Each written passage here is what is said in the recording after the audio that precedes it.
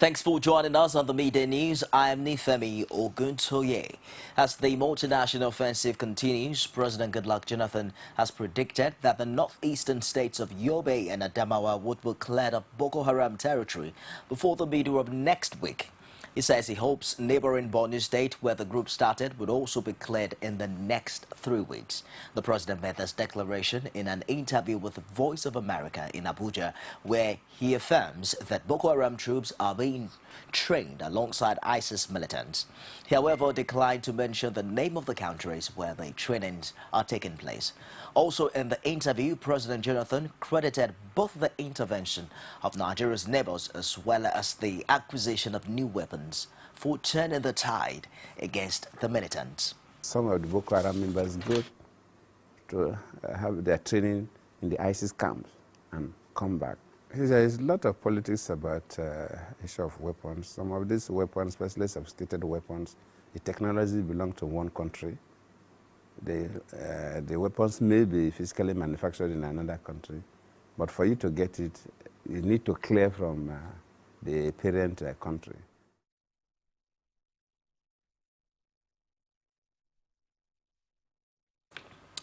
The House of Representatives on Thursday urged the federal government to give a posthumous award to the late Wing Commander Chimda Hedima. Chimda was the Air Force pilot who was captured and later killed by insurgents after he crashed his fighter jet into a Boko Haram camp, killing about 63 of them. The lawmakers also called on the Nigerian Air Force to name the brand of aircraft that flew after him. Paul Samuel reports that the motion, which enjoyed unanimous support, was raised by Emmanuel Jime, representing Makurdi Guma Federal Constituency. The atmosphere was calm when the motion was read by Emmanuel Jime. In a solemn tone, he recalled what happened to the Air Force personnel on September 11, 2014. This House recalls that the late Wing Commander Hedima and his colleague were captured when their plane came down after sustaining gunfire. This House realizes that Commander Hedima and his colleague opted to inflict maximum damage on the enemy at a risk to their own lives when they could have parachuted from the doomed plane at a time that could have afforded them a likelier chance of avoiding capture, but instead chose to fly the plane to a point where it would crash land on the enemy position, thus leaving them no escape route from capture. He also saluted the courage of the officers who sacrificed their lives for the survival of the nation. Speaker and dear colleagues, this House resolves: 1. To observe a minute's standing ovation for the bravery shown by late Wing Commander Hedima and many other personnel of the armed forces who continue to put their lives in harm's way for the unity of our country. 2. The House mandates the Committee on Defense to liaise with the executive arm of government to ensure that posthumous national awards are given to late Wing Commander Hedima and his colleague for their uncommon acts of bravery and patriotism. 3. This House urged the Nigerian Air Force to name the brand of aircraft flown by late Wing Commander Hedima after him. The House recalled that the late Wing Commander and his colleague were captured when they steered their plane deliberately into a Boko Haram camp. I think the motion and the prayers are very clear. I'll therefore go ahead to put the question, except if there's any member speaking against it. Those in support of this motion, please say aye. Those against, please say nay. The ayes have it. May we rise and observe the minute of standing ovation and commendation for the commander. Are you praying? So put your cap back.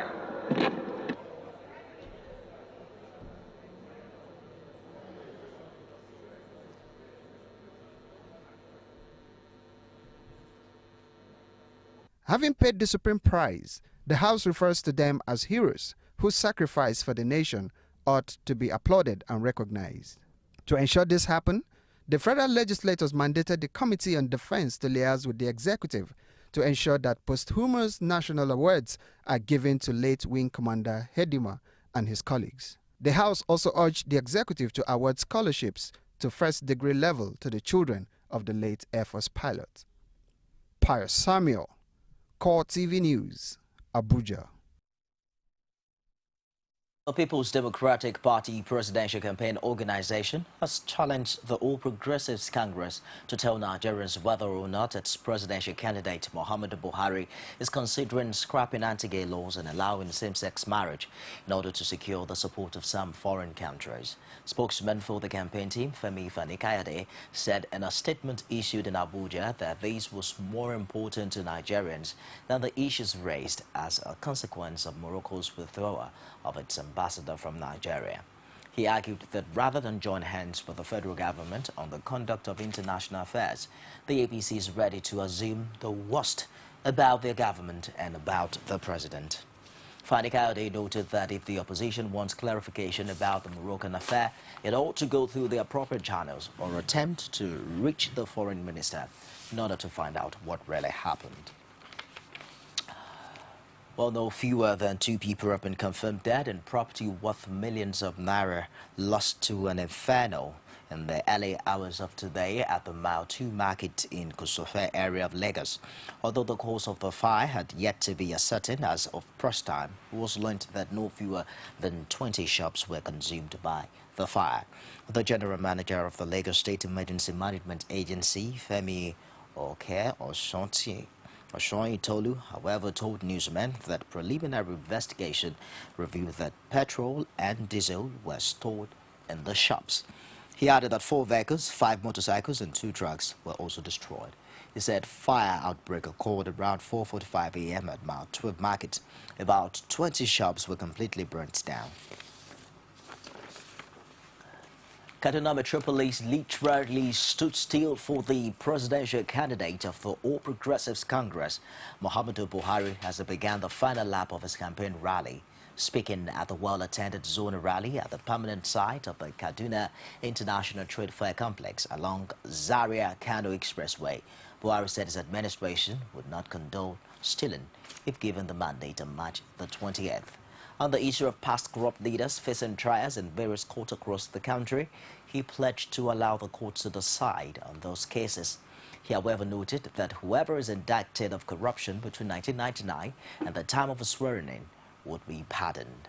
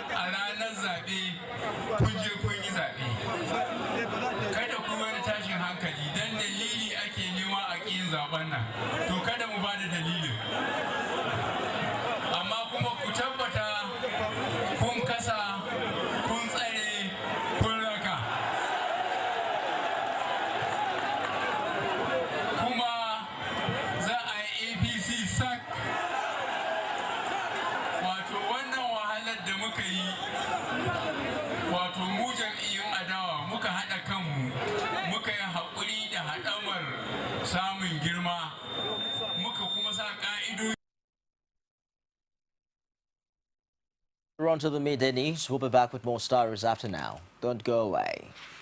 Every day, every hour, and every minute, news break in Nigeria. Things happen so fast, it's most times difficult to track and comprehend them.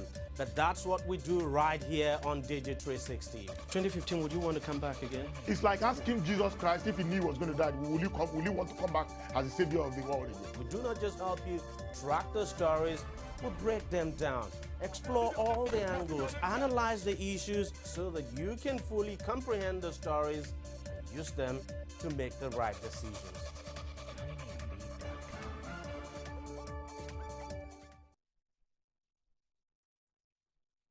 Welcome back. You can also get all of our top stories on any of our social media platforms. On Facebook, it's facebook.com/CoreTV News.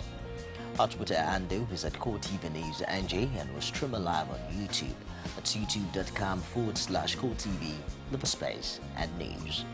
Moving on now, the chairman of the Independent National Electoral Commission, Atahiru Jega, says some political parties and their candidates were heating up the polity. He went on to say the actions of some candidates for the March 28 and April 11 elections is a threat to the conduct of peaceful polls. Jega spoke during a meeting the commission had with registered political parties at the headquarters of the commission, located at Maitama District, Abuja. He also says the postponement of the general elections has afforded the commission the opportunity to further perfect the electoral process. The meeting between Jega and the political parties was meant to brief the political parties on the level of preparation of INEC with regards to last Saturday's field test of card readers in 12 states. While he pleaded with Nigerians to contribute to the success of the election, the INEC chairman called on the political parties and their candidates to engage the electoral process positively, saying it was unfortunate that because of the actions of some political parties with some candidates, a lot of tension has already been raised. Meanwhile, residents of Kano in northwest Nigeria have been using the last opportunity there is offered by INEC to collect their PVCs. So far, just over 3 million out of 4.95 million registered voters in Kano State have picked up their cards. This figure represents about 64% of eligible voters in the state. When CoreTV News visited some polling stations in the metropolis, no electoral officials were inside, but in others, eligible voters could be seen sorting through stacks. The first time that I went to where I registered, I did not see it correct. And now, the following week, I go there, I did not see it. I asked somebody that staying there, tell me to go to another place. He described the place for me, and I go to take my temporary with me. Then I give them the temporary, then I do it. But love is not here. Before I collect it, I spent like 20 something minutes before I see it. But some people are going there, see their own, before 5 minutes they are giving them. Some people are there 2-3 days now, they will still tell them to come back. They do not see their own. Up to now, my husband never seen it. Been coming for this PVC since last year. We came the first time, the first day they started, we were here, and they said we should come back the next day. We've been coming all this while. And this is last day, this time again, this year. After they coming, I came there before yesterday. I came today, they said they will bring another card. They brought another one, mine is not there. It's bitter, it's painful. That one should be spending transport to come and collect the PVC, and you cannot get it. It's very, very painful. And we registered here. After that, they will say we did not vote. We are not a citizen of Nigeria. We did not vote. Why we've registered for long?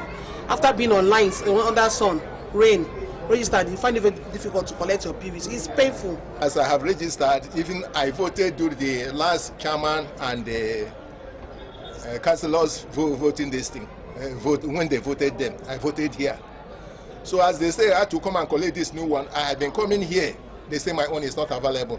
They even refer me to no man's land INEC. I went there, they still refer me to come to this place. Since I have been coming here, I have been checking. Several times I have been here. Even now, as I have come today, they say I will still come further next time. So I don't have hope of getting my own voter's card.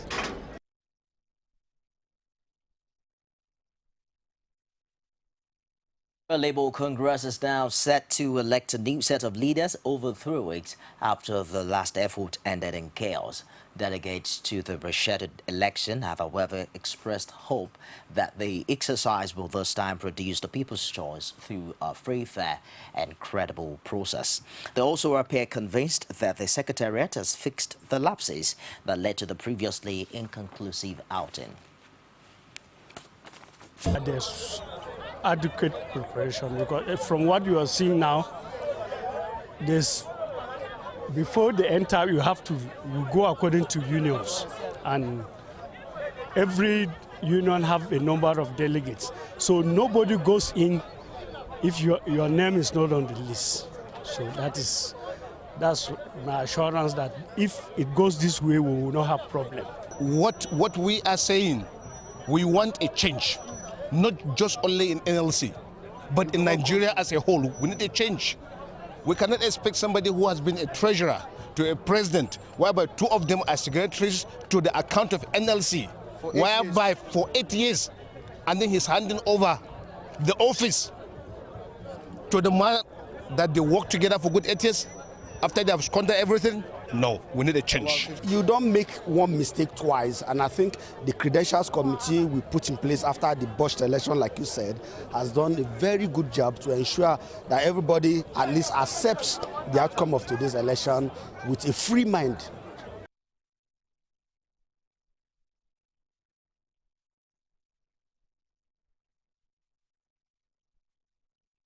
President David Mark has assured the international community that Nigeria is prepared for transparent and peaceful elections. He also dismissed insinuations that the present administration is ill-prepared for the elections, saying that the initial postponement was necessitated by security challenges and shortcomings in the distribution of permanent voter cards. Senator Mark told the visiting island ambassador Shen Hoi in Abuja that Nigeria is conscious of the impression of the international community on the nation and would not do anything to undermine national interest. He wondered what the outcome of the polls would have been if elections were held on February 14, when, according to him, over 23 million Nigerians had not collected their PVCs. The Senate President said the postponement was the needed respite for the electoral umpire and security operatives to put things in proper perspective before the elections.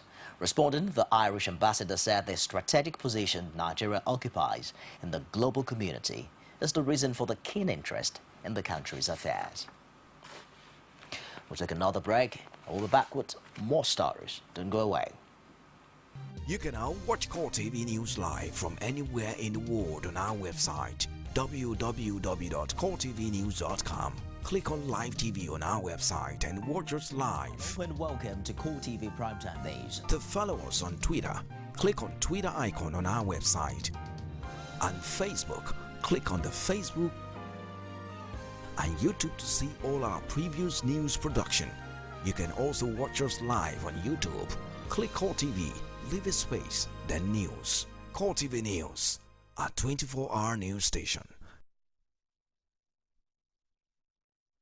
Outside Nigeria now, daughter of Russian opposition politician Boris Nemtsov says President Vladimir Putin is politically responsible for her father's death. Citing reasons in an interview in Italy with the BBC, Zana Nemtsov says her father was a critic of Putin. He fought with Putin and nobody else. She blames the president for her father's death. The killing of 55-year-old Nemtsov, who was shot dead close to the Kremlin in late February, was infuriated the opposition, which hold Putin responsible for his death. 5 people have been detained and 2 of them charged for carrying out the killing, though Nemtsov's colleagues worry that whoever ordered his murder may not be found. Meanwhile, 2 police officers were shot outside the Ferguson Police Department early today as protesters gathered following the resignation of the city's embattled police chief, Brian Sherman. Brand says the officers were shot shortly after midnight and maintained that their conditions were unknown and no further details were immediately available. The St. Louis Post-Dispatch reported that shots were fired as a crowd of about 150 people had begun to dwindle. Some protesters fell to the ground and others ran. A huge police presence, including officers in the riot gear, later surrounded the department. Police Chief Thomas Jackson was the 6th employee to resign or be fired after a Justice Department report cleared white former Ferguson police officer Darren Wilson of civil rights charges in the shooting of black 18-year-old Michael Brown in Ferguson last summer. A separate Justice Department report found a profit-driven court system and widespread racial bias in the city police department.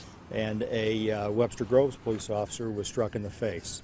Police officers were standing there and they were shot just because they were police officers. Really right past my head. It was kind of traumatic. I'm still kind of in shock. After this hour with CoreTV News, join us again at the top of the hour for more stories. I am Nifemi Oguntoye. Thanks for being there.